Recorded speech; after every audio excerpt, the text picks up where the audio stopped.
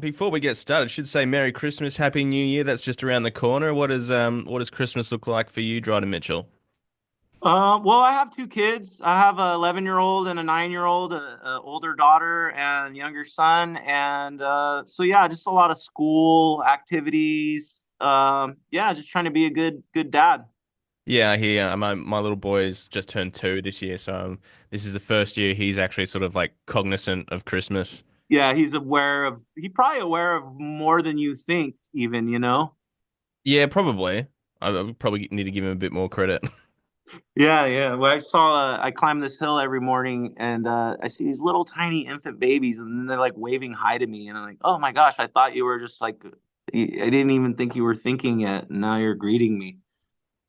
You're saying school's all going. It's obviously a foreign concept for us because it's fucking really hot here in Australia at the moment. We're the last week here in Queensland alone, we've been battling like 35, 36 degrees Celsius. So what is that for you? 70, a bit over 100, sort of like 110, and just humidity about 95%. So it's been gross. Yeah. Very different to where you're at the moment, I would imagine. Yeah, but you know, I live in a desert city and well, so it's not humid. Yeah, the humidity is what really is just disgusting. But it gets into it breaks 100 with regularity where I live and I'm so used to extremely hot weather now. It's like just since I was 10 years old, I was just in the desert. But yeah, that it's not humid, but it certainly is hot. Mm. Well, look, man. I just wanted to. I had some headphone problems before. I couldn't hear what was going on at the start. I had to plug in and Oh, get okay. myself sorted. But look, I just wanted to start off by saying, it's super cool to be chatting to you, especially from me personally. You've been like such an influence and musical idol over so many years, and I guess like for so long, I've been trying to spread the word of Alien Ant Farm as not just the Smooth Criminal Band. And I don't know, man, it's just it's super cool just like being able to chat with you today and seeing that face that I saw on the TV, all those years ago for the first time when video hits over here in Australia. It's super surreal, man. So I can't wait to have you down here. It's great to speak to you. Oh man, thank you for the kind words. You're like, wait, that looks like Dryden's uncle, man. That doesn't look like Dryden. No, you still rock you had the hair split recently too, No, no, no. still. I gotta. I can't do that with any sincerity anymore. It just looks like a. I don't know. Looks like a. Well, you guys are on the radio. Can't say what it looks like. Well, can we talk about that for a second? How did that even come to fruition? Where did that come from? You know, I think we were watching like MTV, and there was like Boys to Men video, and the brothers had the shade like the notches like Yeah. on the side, you know. And I was like, I'm doing it, and then I just was like, I'm gonna do it in the middle. I was just whatever on 10 vodkas at the time or whatever, Yeah. and it was like right before we did. It was like 2 days before we did like the photo shoot that DreamWorks had arranged for the record and all that. And I remember like that was my first experience of just like some higher ups or whatever, just going, "What did you do to your head?" You know, we're about to drop a bunch of money on this band, and you look ridiculous. Well, And clearly some marketing genius in the end. I mean, I kind well, it was funny because the one guy, Ron at DreamWorks, who was bitching and moaning about it. I remember like a good year later, he came to some show and he saw probably like 5 or 6 kids with the little notch, and then I had gotten rid of it about a month after, and he's like, what did you do?" And I go, "Dude, you begged me not to do that." Anyways, they were just trying to work out how they could sell it, no. trying to monetize it. Yeah, right. Like you can't get anything for it, so might as well just shave it. Now, coming back to Australia for the first time in quite a while. When was the last time you guys were down here? Dude, it's you know what? You pick a year like 20 years ago and that was the last time. So, I don't remember the actual year. It's just I can't believe that because I felt like we had good shows there and I don't know. I feel embarrassed that it's been that long because I I just love to play anywhere where we're receiving some, good vibes and I don't remember anything but good vibes there. Yeah, we tried doing some research to find out exactly the dates because like everything was saying like returning tour, and it was before we had the chance to even go out and go to gigs and stuff because it would have been all like over 18. And Uh-huh. I was trying to work out like what album it might have been off the back of, like maybe it was like Truant. maybe, yeah. Yeah. Yeah. Yeah. So like probably '04 maybe it would have been '03, '04 Australian tour. Yeah, that makes sense. Yeah, so I 20 years. Jeez. Yeah, back when I'm only 22 now, so I was. Hell yeah, brother. Um, I guess like, is there anything you're looking forward to seeing over here, and like what you're expecting from the shows? Because I've been looking at some footage from the like the shows you've been doing recently, and there was a show over in I think it was Ireland not too long ago, and that looked absolutely phenomenal. Like I can't even imagine like playing to crowds like that, just the huge sing along the whole way. Is that sort of how it's been so far, playing like in 2024? Yeah, it really has. It's cool to see but even like it was little pangs of like when we first hit too. It has that same kind of feel. There's a lot of years in between there, but it does have a feel like of a rebirth sounds too deep and too heavy, but it just feels like from my lens, I'm like, wow, I remember like penning some of these songs like just as like breakup therapy or whatever the hell was going through my little head. And to see like big old crowds like singing every chorus when my only intention was to like get it out and just for my own well-being or whatever it may be, like it's just a trip. I don't know, it's weird. Yeah, it kind of feels like things have gone back to that original timeline though in so many ways. Like we spoke to CJ from Drowning Pool and he kind of had the same takeaway as well, where it's like, I don't know, we're kind of in this like I don't know if it's a 20-year cycle or whatever it is, but it feels like everybody's as close to the music now as they ever were back when it was originally released. It's crazy. Yeah, I would like to, see how long we can, ride on that. Because there is, we're getting invites and the that whole, even though I don't think that we're a new metal band, Mm. we definitely are of kind of that alumni, I guess you'd say, and just getting invited to some of these, heavier festivals that are happening, in the last year and hopefully next year as well. Like to see how long we can kind of capitalize on that. I don't even mean it from a money perspective, but just to kind of keep our brand, like breathing and like alive. Because just like it's amazing to me that we've stayed civil with each other. It's been like a weird little marriage of ups and downs between the four of us. It's hard to like stay like that, and so I'm happy and grateful that we're still like still doing it.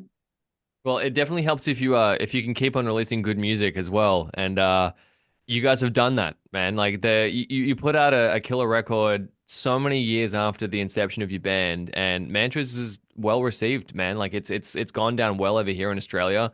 There's Yeah, it's done well. It feels like an old Alien Ant Farm record. The riffs are huge. yeah. You're still bringing the energy, and I can imagine that those songs have gone down really well live as well. Like, how did the recording of that record come to be? I mean, it was like 9 years since the last one, so a lot of time to think and play and kind of get together. Yeah, we did probably I think we did four songs. Um, pre-pandemic we did four of the songs on the record. And then I literally just like stopped and just went away and which was weird because we're supposed to be making a record. And I just was drinking a lot and doing cocaine a lot and just not happy. And I'm just like, for my own whatever, as silly as it sounds, like, I don't know that because, in our area of in music, I guess that stuff is kind of celebrated. Debauchery is goes like hand in hand with rock and roll, and maybe for a season or two, it's actually like a I don't know if it's cool, but it might be accepted. And then but when you get into season 12 and 13 and 19 or whatever, I'm like, okay, this is getting a little silly. But anyways, that me stepping away from that and just to kind of make sure again, like more than anything to like I didn't want to miss like my children's whole existence, I Yeah, man. just Yeah. I didn't want to wake up and be like, "Whoa, dude, like my kids have done moved out halfway because I'm an asshole and halfway because the time had just gone by." Anyways, I went away to kind of work on myself, and I think it that made for like the record that came out of it. You know, it's like a lot of like once I felt I was ready to do something and cohabitate with my guys, then it was time to come back and really write. And I just took it so much more seriously. And yeah, it was just weird to dive down and go down the like alien ant farm rabbit hole. It was weird. Like I almost felt like I was listening to old music from the band as like a fan, or it had like a weird perspective on it. When we were making some of the songs, I was like, well, what would Dryden do to this chorus? And I'm like, you're you, dipshit, you know? And so like, but there was moments of that. And I felt like it was kind of like smart to think of it in those in that weird way, you know? And I guess in the past I would have maybe kept something that just happened, like the first something I first thought of, I would have used. And a lot of times that is the best thing, but um more times than not, I just felt like, again, maybe when you're sober, like I just kept thinking there's way more hours in the day when you are sober. So I was like, I can beat this chorus, I can beat this, I can beat this. There was so many rewrites. And if it meant coming back to the first idea, that maybe that's cool too. But yeah, I definitely like took my time and just wrote as much as I possibly could. Made sure like every inflection, everything I wanted to say, that's like personal for me. The songs were just they were like my diary to that this time to like clean up, you know. And I wanted to make sure, if this was again, it's not lyrically a story about cleaning up, but if this was me cleaning up, I wanted to make sure that like the vocals were as tidy as possible. You know, I did all my editing myself. I did just, Right. yeah, like I just became like my own producer. And it was important for me to put out like something. Again, there's older bands, sometimes I hear their new music and it's totally trash. Like they just kind of half-heartedly put something out, and Hmm. I just didn't want to do that. And so yeah, just a lot of thought went into it. And Well, it if sounds people dig it, that's cool. And I got everything I wanted out of it, and I'm really pleased with it. yeah, well, it sounds like there's definitely a lot of perfectionism that went into it, and sometimes you need to feel like you've crossed all bridges so that you can go back to the first one, just so you know that you gave yourself the best Yeah, you possible. you you want to like turn up the stones every single one, you know. And Yeah. again, yeah, there was something cool about youth where you're like, I don't care, that's what I want to do. That works when you're young and dumb, you know. But like, again, I want to explore everything before I decide that ultimately, yeah, maybe that, you know, that naive thought is the best thought. Well, it sounds like, I mean, back in the day, the brash, ballsy moves sort of paid out for you. And I think, the fact Yeah, that you called I mean, the haircut you've already spoken about, the debut album called Greatest Hits, which is in itself a bit of a ballsy move. yeah, yeah. We were spoke. We were definitely full of ourselves, and we thought we were the greatest band in the world before we wrote the first song. Yeah, hell yeah. But then I guess we were speaking earlier on in the year. You did an interview in about May this year. You spoke about I guess a time you had with Metallica back in Germany, where I guess everyone wanted you to play Smooth Criminal, but you opened with Sade's Smooth Operator, and Yeah, that really won over the likes of James Hetfield, and it all came out that he took you and your family out to dinner as part of the yeah. He took thing. he took my parents out, and that was a weird, interesting evening. And yeah, it was a trip. Yeah, Yeah, because he asked you to dinner, and you said, "I'd love to, mate, but my parents are here." And he said, "Well, you know what? I respect that. You've turned me down for your parents. How about you?" Yeah, that's how it worked. I think we actually like hung up, or you know, and then he called me back like a half hour later. He's all, dude, I don't think I've ever been like turned down for dinner, like, you know. And I'm like, well, I just got here and it was my parents. And he's like, do you think they'd be interested in coming with us? And I was like, yeah. And then so yeah, now that I think about it, I'm like, why the hell did I turn him down for yeah, my it's for crazy, my man. parents, dude? I'm an idiot. No, it's a But total like it's a boss play from you, man. It's like, no, my parents come first and then Metallica. So it's like it really it knocked him around. it is a boss play, but I swear I wasn't thinking like, oh, this is a boss move, you know. I just kind of was like, if you guys wanted to go and I just sat down with my dad, I'd have to say I can't, you know. And then, but again, yeah, I don't know. That might have been lame too. So I don't know. Did he hit it off with your parents? No, dude, my dad was such a ding dong too. He's just like, so James, how many records have you sold? You know, and I'm Oh like, yeah. Well, I would I'm have like, sold a lot more if there wasn't Napster. yeah. Well, I remember I went like later. I was in the bathroom, like whatever. I think during the dinner, I ended up, in the bathroom with my dad, or maybe James had gone to the restroom, and I'm like, dude, don't ask him how many records he sold. Like he sold a lot, and then and I'm like, just ask him about his kids, or you know what I mean? Like, just anyways, it ended up being okay, but Nice. What are your intentions with my son? yeah, So James, yeah, right. how many records have your kids sold? Yeah. Yeah. Oh, wild. Well, you're about to hit the stage with another sort of legendary band in the metal world, and Drowning Pool, and that's obviously come together in the last couple of months. As we said, we spoke to CJ Pierce just a couple of weeks ago. Dude, he's super stoked for this tour, as I can imagine you guys are as well. Yeah, he's a cool guy. I've known him for a long, long time, and again, we are very different bands, but at the same time, we've kind of been in the same little circles as well. You know, every once in a while, it comes around where we're playing a radio show or a festival together, and it's cool to have some camaraderie out there.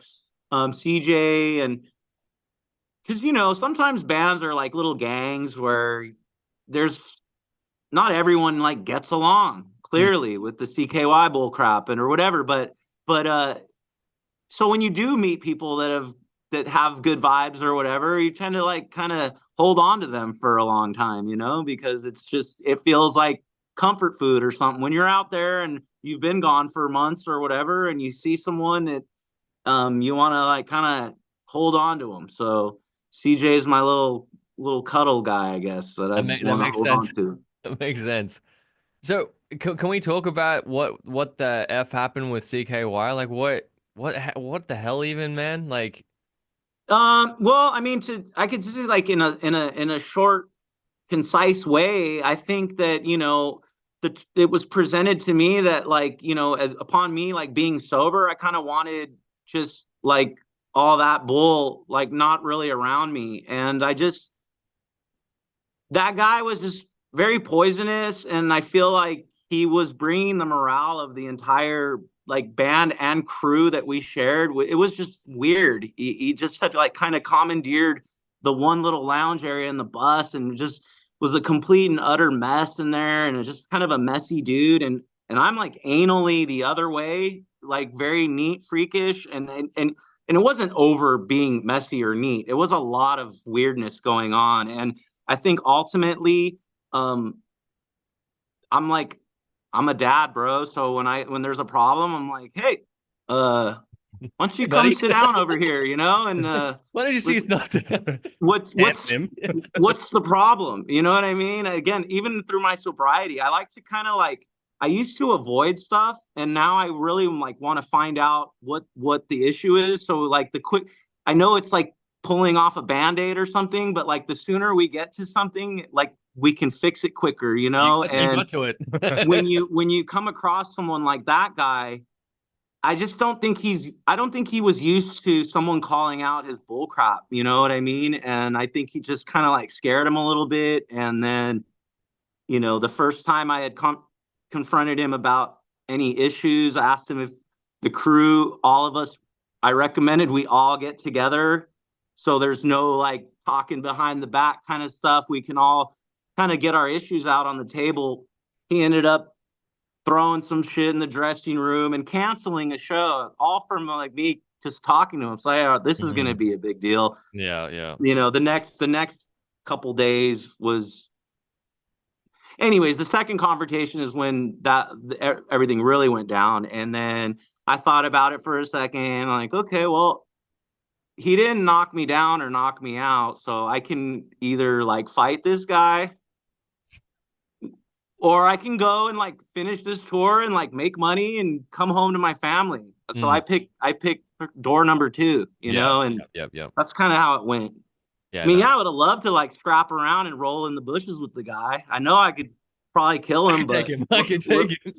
Hold me I back. mean, I don't know, dude. I'm 48. I'm a dad, bro. Yeah. Yeah, you got dad strength too, and it's not the kind of stuff you want to be getting yourself into. But hey, man, like we're all the happier to be having you down here with with drowning pool. So yeah, we're glad that it got sorted and the ship's been righted. Dude, I like CKY as an entity, like they're like a cool, like had this weird little MIDI kind of vibe, almost reminded me of like Clutch, but had like this MIDI drums kind of Mm, clever little riff writers and stuff. But I don't think it had anything to do with that dude. So, yeah, whatever. yeah. I just want to take you right back to, I guess, where things kind of popped off real quick. You know, the smooth criminal writing phase when that decision was made. What kind of happened at that point in your kind of career when you thought, let's do this cover? Was there an intention for it to be a big thing? Was it something that happened through the label? Like, how did? Yeah, we ultimately recorded it. We knew what we were doing when we recorded it. I think that we wanted to maybe, if at all, put it out because it wasn't really talked about other than like movies. We knew movies was going to be like the first single, Which and is then we still had one a of the song called greatest of all time, by the way. "Oh, nice." I say it day in, Yeah. day out here at the station. It gets I champion that song, man. It's a killer. Cool, thank you. And then I think I wanted like "Sticks and Stones" was another song that I thought could maybe be like a rock single. Um, anyways, when I think we were touring in Europe and DreamWorks had kind of just left movies and hit Smooth Criminal. I think a radio station in LA called K Rock started playing Smooth Criminal on that. They have a thing called Furious 5 at 9. It's like the most popular. You guys know. Yeah. You're in the radio world. And anyways, a friend of mine, I remember him saying, "Your song's number 1 on Furious 5." And movies had already been out for a while, so I was like, "Wow, that's crazy. Like movies is number 1 on," and these all no, Smooth Criminal. And then we kind of in about 10 minutes time had figured out like, "Oh, wow, that was quick." And so it's hard to be mad about, your label throwing out a song and then all of a sudden it's like the traction on it just went like 0 to 1,000 like in like 1 minute. Mm. So we only took 1 minute to be mad about it and then just said, well, it's time to embrace this. We did do it. Yeah. Yeah. And it's not just a cover of a song. I mean, it's your thing to the nth degree, and like obviously, you paid some homage to MJ in the clip and all that. Yeah, yeah. Like, was he ever an influence for you, like growing up with just music in general? Yeah, for sure. Like my first concert ever was MJ. I was 10 years old at Dodger Oh God, Stadium. so So jealous. yeah, I saw him with his brothers and I think I was like it was like right before music really took a hold of me. So Mm. I don't even know if I was like that. I don't know, it's weird. It's like right after that is when I really became, had like started noodling around guitars and stuff like that. But to say it wasn't an influence would be like crazy because I mean look how it even like he's like a tent pole in my career, it's weird. Mm. And did he like? Did you? Was there any like communication after the single went so bunter? Yeah, and I remember just hearing that he really loved the song. He's always loved rock and roll, you know what I mean? From Yeah. having Eddie Van Halen Yeah. to like Dirty Diana. He always played around with like heavier rock music in his own right. So I didn't know he loved the song, but it didn't surprise me that he loved the song, you know what I mean? And then as far as like us when we made the video, we wanted to make sure that he knew we weren't mocking him and because like we had the kid wearing the mask and the mask was usually worn because of his botched surgeries and stuff. So Yeah. Yeah. he wanted us to redo the video without the mask. And then so we did that. And then he ended up liking it with the mask. And then All right. anyways, yeah, the little bit of back and forth that we had with him was like via just through his people. So it wasn't ever really with him. That's the one thing that I would have loved to have had, but I have some clips of him talking about us and stuff. It's pretty cool. Man, it's truly crazy, honestly, just to think of like the impact that that had. And I was an MJ fan already as a kid growing up, and I always had an inclination for rock music. And when this thing came out, and I know I speak on behalf of like basically all Australian children my age, it was kind of like this. I don't know. I think that a lot of bands have done a lot for rock music and in terms of getting like younger people into it, but what you did with that song and getting I guess, rock in that sort of, I know he's not new metal, but kind of getting kids to listen to that and making them aware of the awesomeness that rock music could be. And just like kids jamming out in their living room, listening to that, and then eventually getting into that sort of sphere of music. I genuinely think that that combination of that cover has gotten, it's done so much more than I think you even maybe realize for just Yeah. kids now that have grown up with that. Yeah. Well, thanks, dude. And you know what? We were semi methodical about. We knew we came from like metal roots, and that whole cool vibe was the one thing that I didn't like about metal. That like almost like that mystery or Untouchable. whatever. We wanted colorful videos, even funny videos. We wanted to make sure that we included like a 10-year-old. You know what I mean? And again, the music never felt that way, but we wanted to make sure that that image was like approachable and funny or whatever. It's like I don't know. Maybe it was to our detriment, but you saying what you just said is like kind of proof that you are aware of like what we were trying to do, I guess in a way. It was fun, and Ty as well was such a big deal. He was such a Yeah. funny, charismatic dude. Yeah. So yeah, did you guys keep in touch? You still Ty? Because he went to do college or something. He left. Yeah, Ty's been in and out of, I haven't talked to Ty in a while. Our drummer, I don't know. I have a feeling if I saw Ty right now, we would hug, and because we're just civil and we're adults, you know what I mean? But Mhm. I don't talk to Ty. Our drummer talks to Ty and stuff. And in a way, I almost feel like that's good enough for me. Yep. Again, like there's history there that's like super awesome and not so awesome. Yep. But Yep. like I said, I don't directly have like a touch on Ty. The fact that our drummer does, I think is cool. Yeah, he's doing well. You obviously had some great memories together, but now you've got another kick-ass bass player. You got, Yeah. Michael kicking some big goals, and he's obviously making new parts, playing Ty stuff.